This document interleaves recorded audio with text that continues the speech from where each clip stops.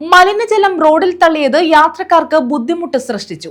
ദേശീയപാതയിൽ ചവറ നല്ലയെഴുത്തുമുക്ക് ക്ഷേത്രത്തിന് സമീപമായിരുന്നു സംഭവം. മത്സ്യവുമായി പോയ ഇൻസുലേറ്റഡ് വാനിൽ നിന്നുമാണ് മലിനജലം റോഡിലേക്ക് തള്ളിയത്.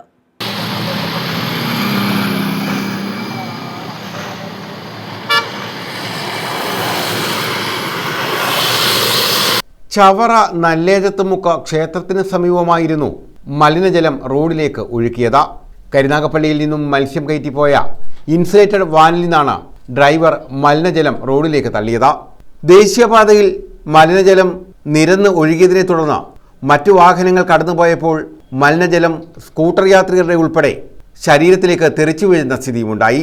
സംഭവം ക്യാമറയിൽ ചിത്രീകരിച്ചതോടെ അതിവേഗത്തിൽ ഇൻസുലേറ്റഡ് വാൻ ഇവിടെ നിന്നും പോവുകയായിരുന്നു.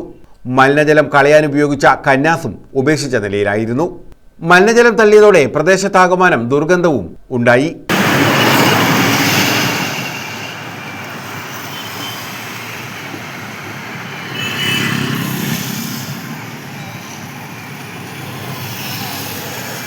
കഴിഞ്ഞ ദിവസം വൈകിട്ടായിരുന്നു സംഭവം. News bureau, Chavara.